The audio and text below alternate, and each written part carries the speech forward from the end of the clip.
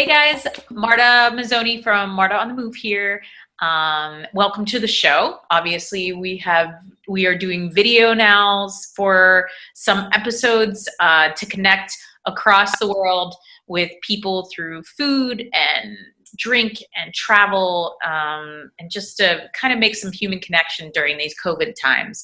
And a person I would love to bring on is my good friend Elsa Santos.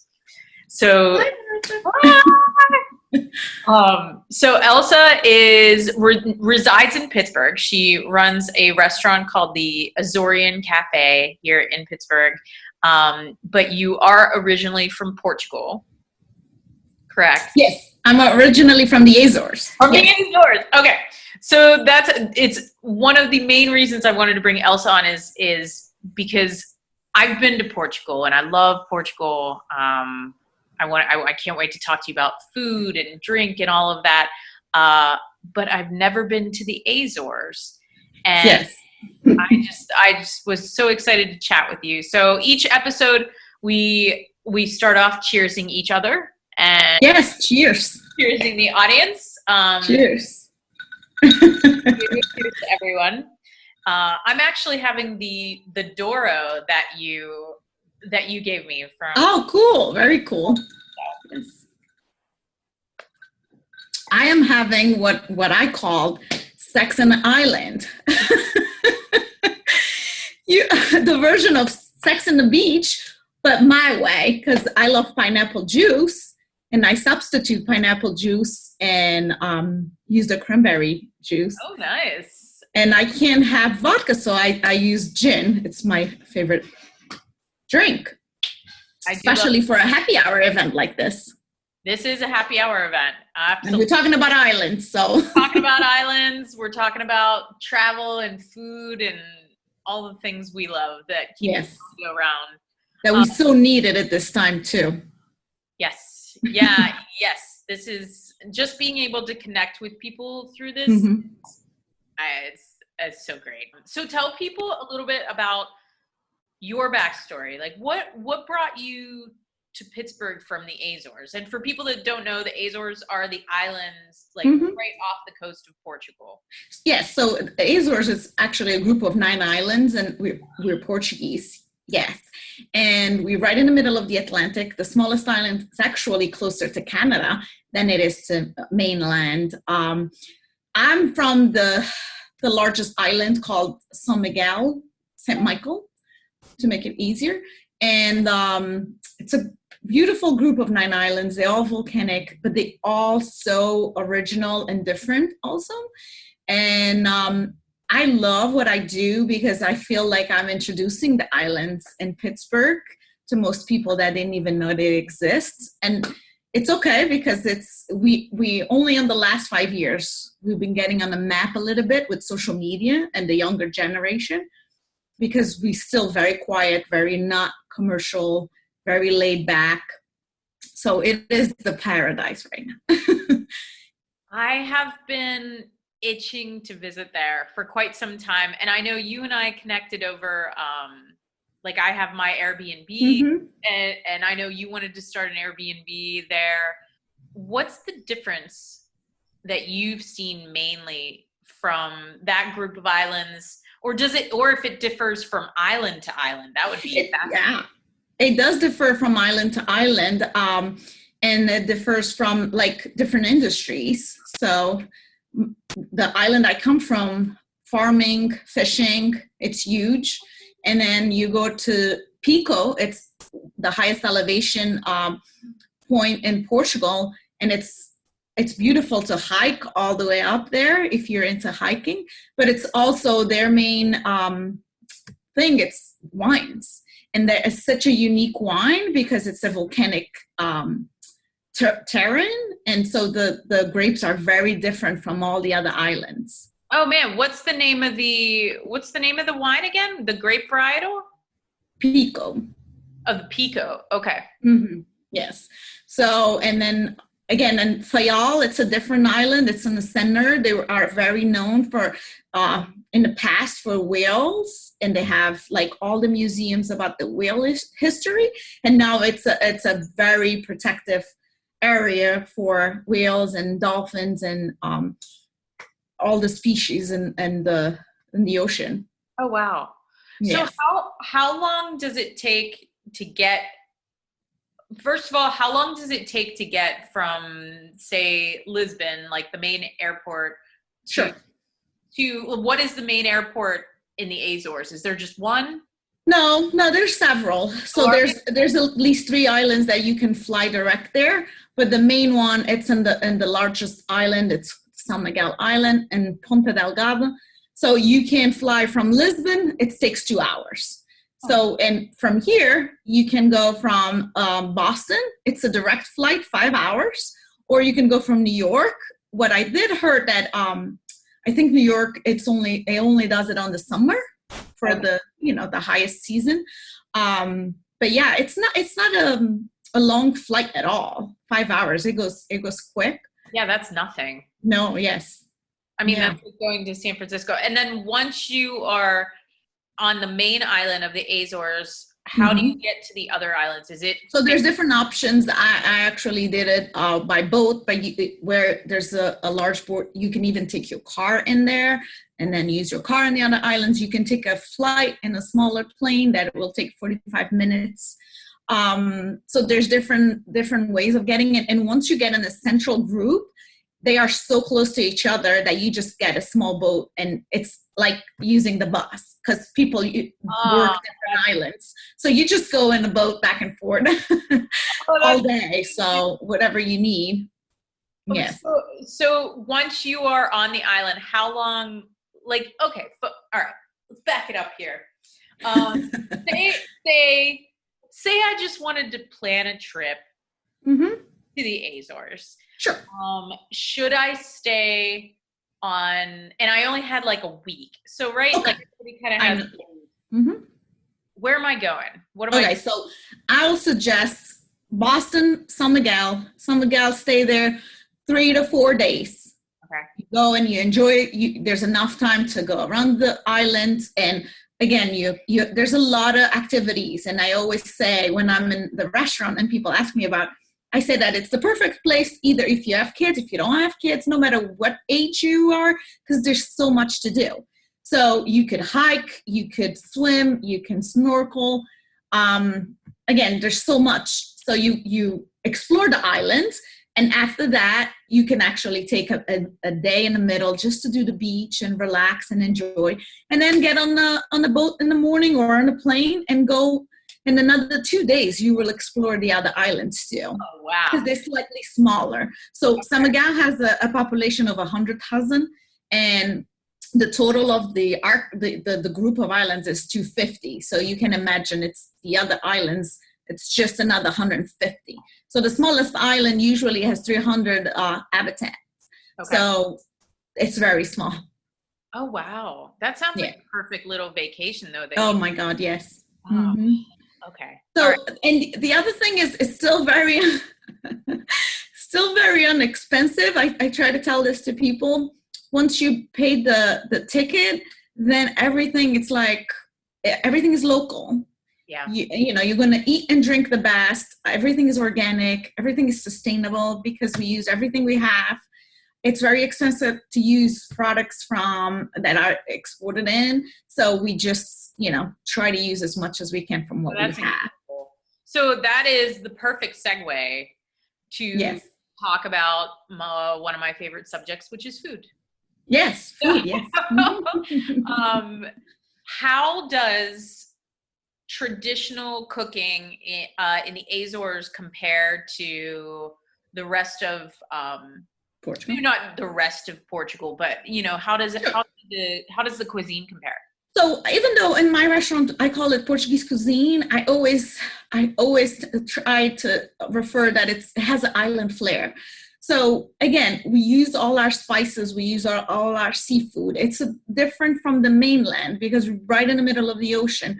So we use a lot of the fish, and all our meats are grass-fed, the milk, So even though it's Portuguese cuisine, it has that island flair. Like we raise our own flowers for our saffron, and it's all organic.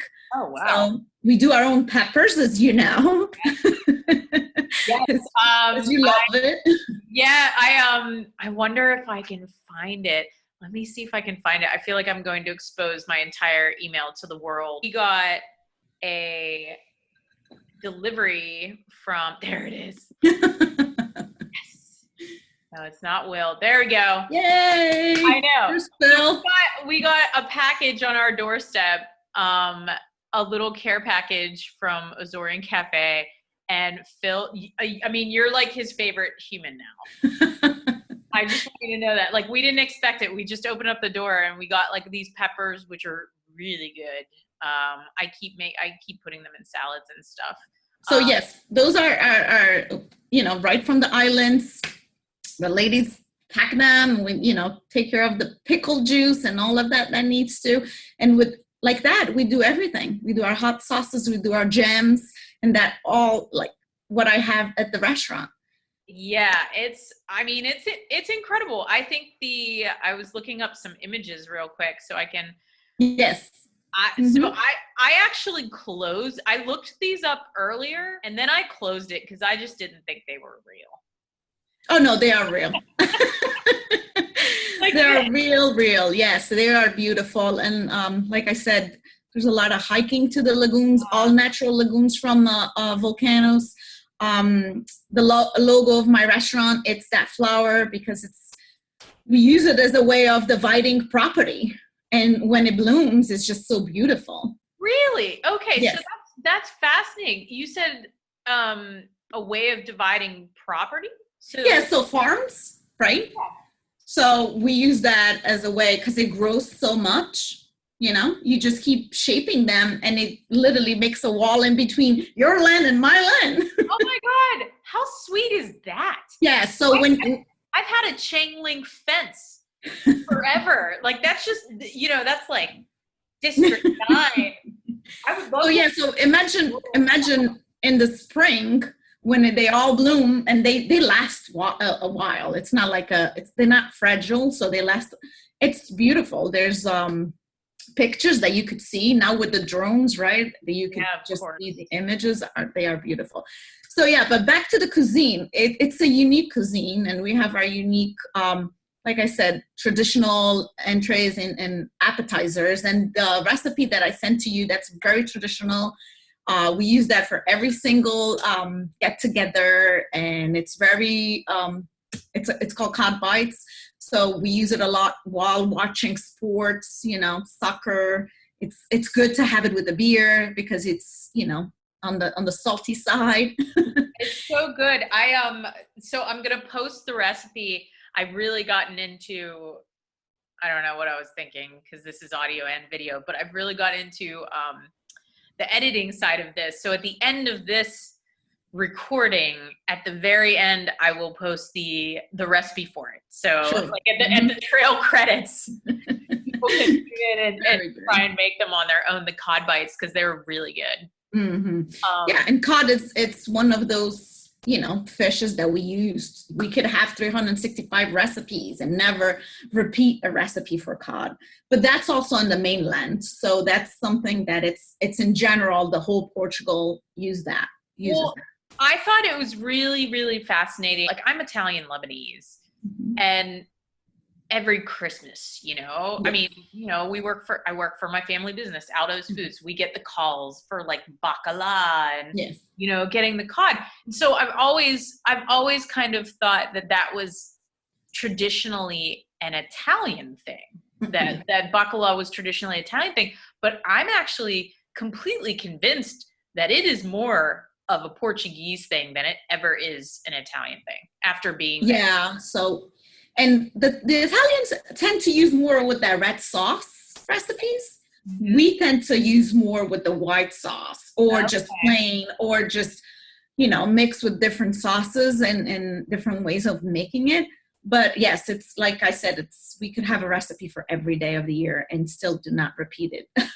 It's amazing. Yeah, it's so much salt cod. And it wasn't just a Christmas thing. When we went to the mainland, it was everywhere. Oh, yes. Mm-hmm.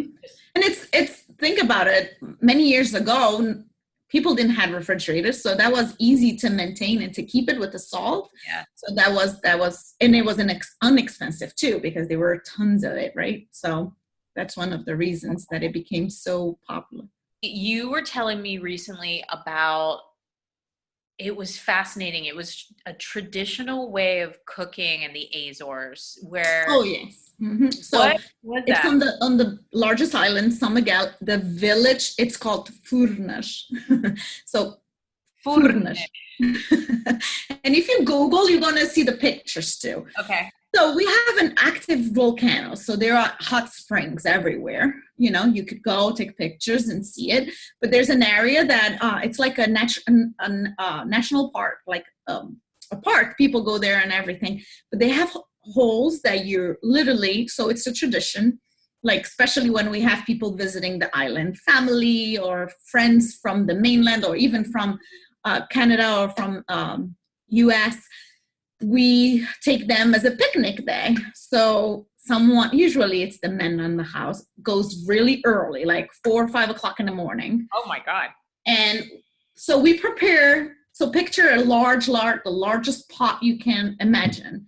Okay. And you start by putting your meats. So you go by, you know, pork, cow, sausages, anything that it's meats. Okay. And then it goes your vegetables. Is it bone in or bone out?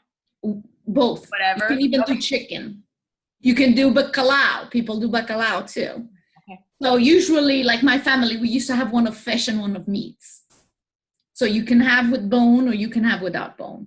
So you put your meats and then you put your vegetables. Okay. So you'll have the potato, the yams, the carrots, the cabbage, the kale.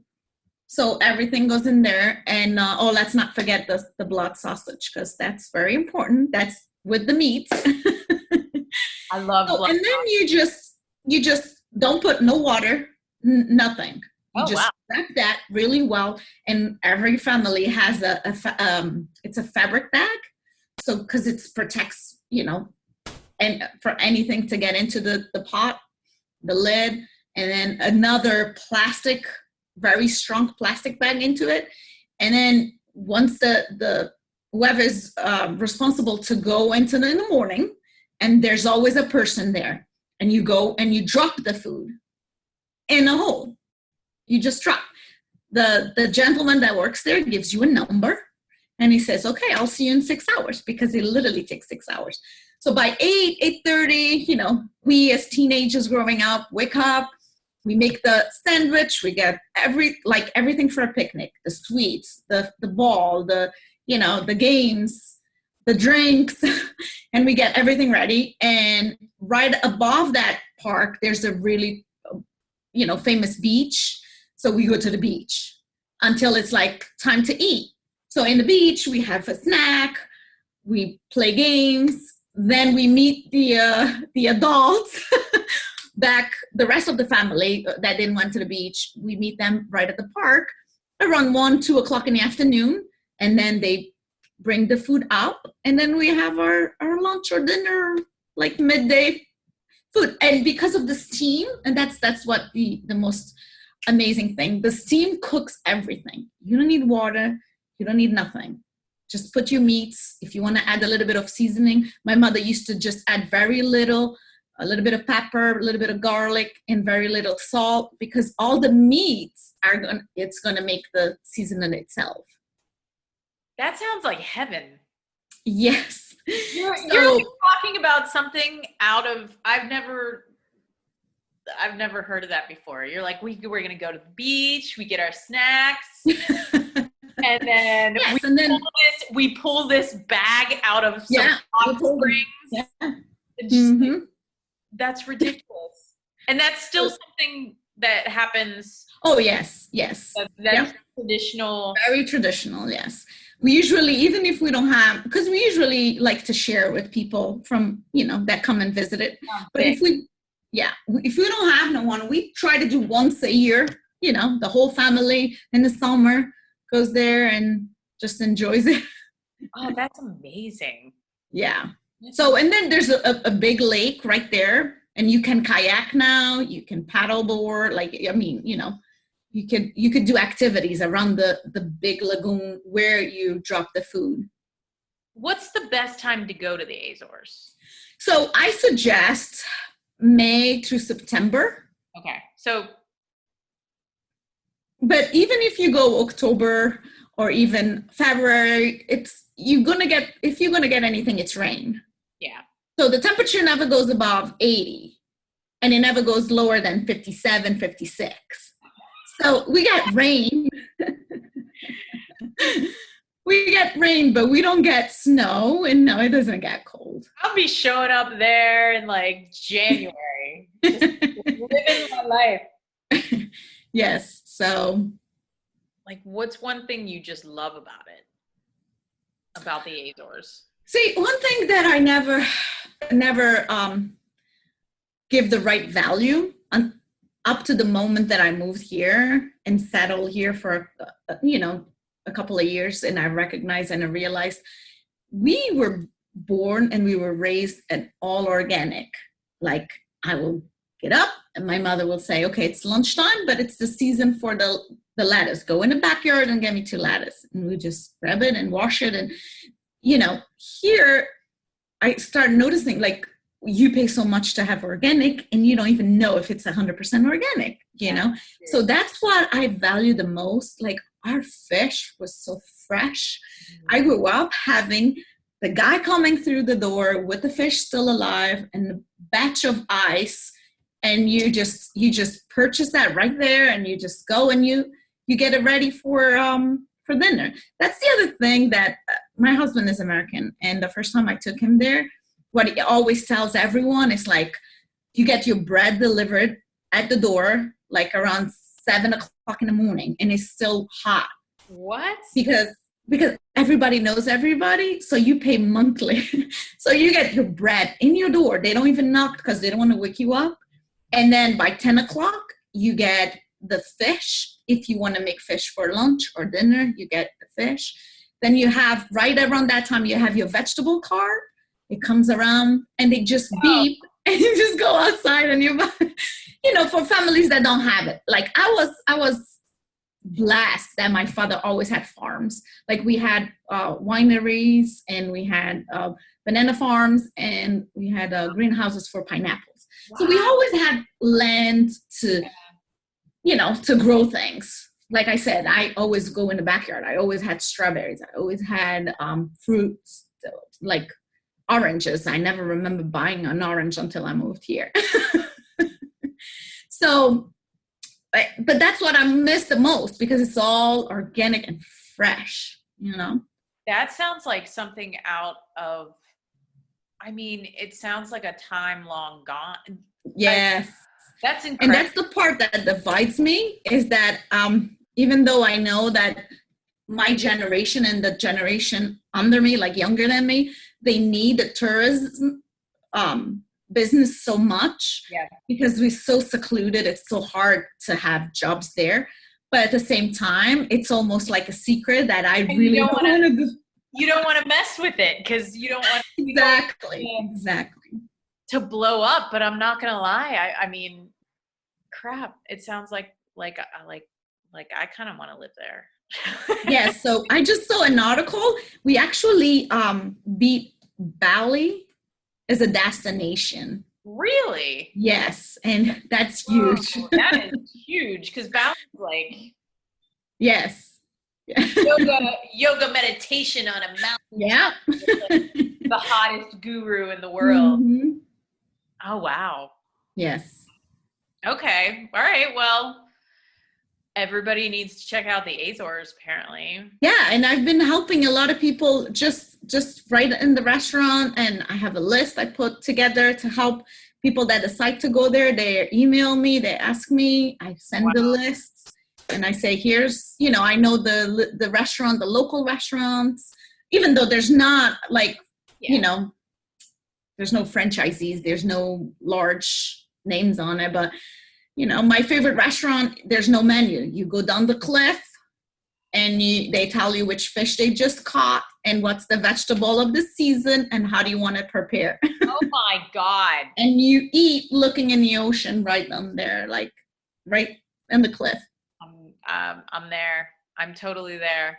Yeah. That is incredible. Wow. Thank you for coming on the show to talk. Oh my God. No, thank you for having me. This was lovely. Yeah. I just hope everybody enjoys this as much as I do. Yes. Guys, check out Azorean Cafe, Portuguese cuisine. What's the name of the dessert? So the pastel de nata is traditional Portuguese. It's more of a mainland, but yes, but we have it all over the islands, and any place you turn, you have the custard. It's and we are the only place in Pittsburgh, and I believe maybe even in PA that has it. Yeah, I haven't seen it. I mean, yes. Like I haven't seen it, and when I saw that you guys opened up, like I love Portugal. I love it there so much, and that dessert is so good. So but well, thank you for coming on. No, thank you for having me. Yeah, this has been great. And I'm looking forward to make plans and meet you there in the Azores. Hell yes, girl. You know it's happening. I'm not. Yes, for sure. There's no way it's not happening. Guys, thanks for tuning in on this episode of Marta on the Move. You can find me at martamove.com, Twitter at I Can't Find Marta. I will be posting Elsa's links and the recipe to the cod fritters in the outro music. So enjoy. Thanks, Elsa. Thank you. Bye. You have a good night. You too.